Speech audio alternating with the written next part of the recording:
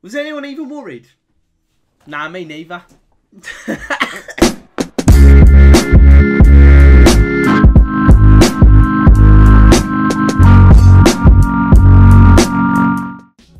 Alright guys, welcome back to the channel. It is Brummy Joe, and Che Adams is still, for now, a Birmingham City player. Before we get fully into it, I just want to say a big shout out to our sponsors, which is OneFootball. I have been using their app to keep up to date with the transfer business on here, literally minute by minute, providing updates through all social media. It is honestly like the most useful app that I've downloaded on this, and it's quality. Check it out, download it, let me know if you have down in the comments. But yeah, let's get on with it. The January transfer window has slammed shut, and even though there were quite a few teams after Che Adams' signature, no one got them. Our board showed a good lot of resolve. Fair play to them. I know we have certain restrictions that prevent us from, prevent him from being loaned back to us, etc. But I think credit should be given to the board for not having their arm twisted this window. They could have kept Bogle, for example, and let Che go, or another board could have let him go, even under the current restrictions we've got. But for whatever reason we haven't, and fair play again to Che Adams. Over the moon. We've had a great season under Che, and I was saying in the previous video that it could be too soon for him. It could be too soon. Like, I wouldn't blame him for actually leaving Blues. I don't expect a player to just stay with us when we're going through so much trouble. When our owners, to be fair, previously have messed the club about. There's no reason why he should stay with us. But he's not said anything. He's not kicked up a fuss, because another player could have done that. Even in our current situation, they could have kicked up a fuss, handed in transfer requests. They could have made it very, very difficult for Blues. And we know Gary Monk, if a player was doing that, Gary Monk wouldn't just say hush and just allow them to stay in the team. He'd get them out no matter how good they are. We've seen that previously with other players that are a better quality, but they've been cast out from the team for whatever reason. And I honestly think that if Che would have kicked up a fuss, then he would have been gone. However, he kept his head down. Like we said before, he went to Swansea, scored an absolute peach of a goal. And you know what? Davo said this on the last day of the season when we stayed up against Bristol City. He said he's got a very mature head on his shoulders, and I really do think he has. He knows what he's doing, and he knows that it's probably better for him to have a whole season with Blues and get a full championship season, 20+ goals, which, he only needs 5 more goals to achieve that. And he can really put himself in the window for a larger transfer fee and for himself a larger wage. It's a win-win, and he's not being immature, whatever.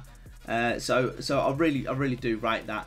Hopefully, it gives us a chance to sort EFL out, sort the financial fair play out, and then when he does get moved on, we have the opportunity to actually sign a replacement, and we can just make the team a little bit more sustainable. There's been a lot of movement elsewhere. Other teams have been really strengthening, making it a very difficult playoff push this season for any club.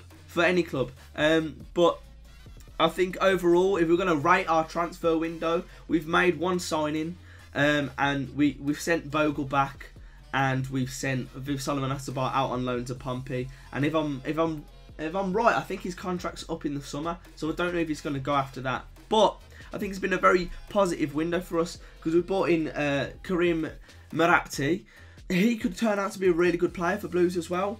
Given the circumstances we have been put under, the circumstances that we have, I don't think we could have asked for much of a better transfer window.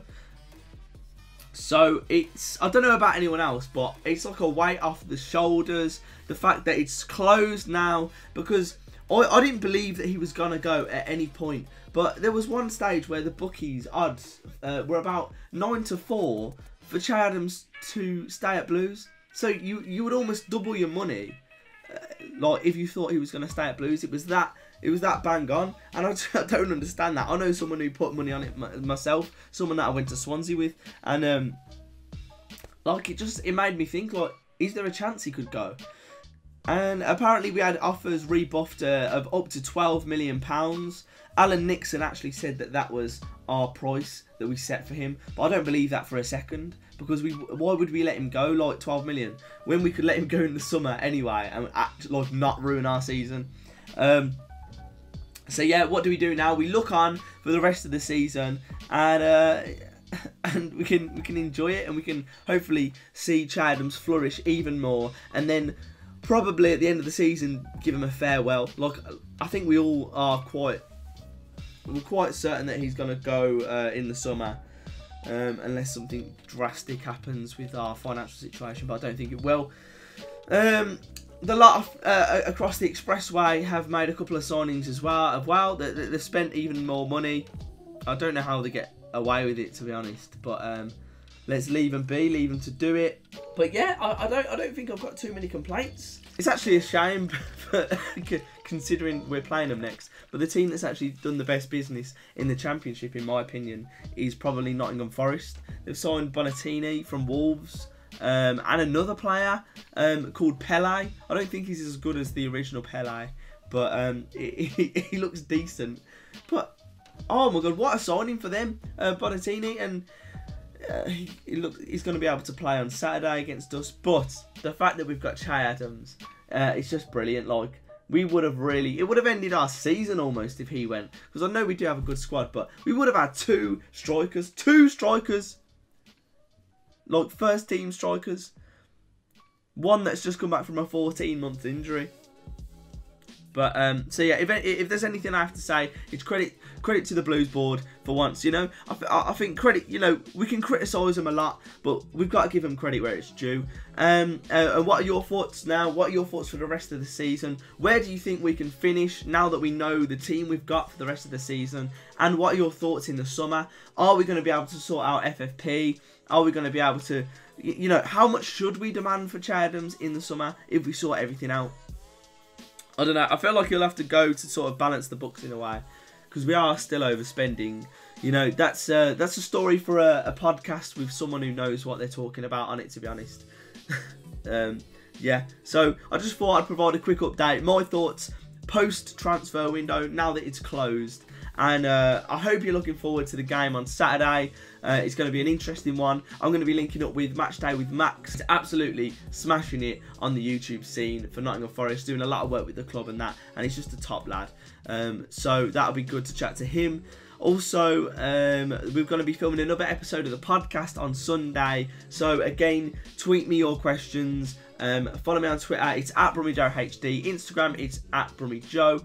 Get me your questions in for the podcast and ideal guests that you'd like to have on it, because I want to set high targets for this year. I want to have some really good guests for the vlog, for the podcast, sorry, and I want to really make it something that a lot of Blues fans will want to listen to, where it's not just me talking like this. It's me having a debate with someone or anything like that. But that's it.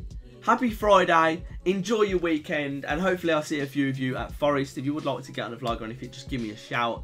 But yeah, that'll be it. Subscribe if you're new, like the video if you're buzzing that Che Adams is back, and I will catch you in the next one. Keep right on.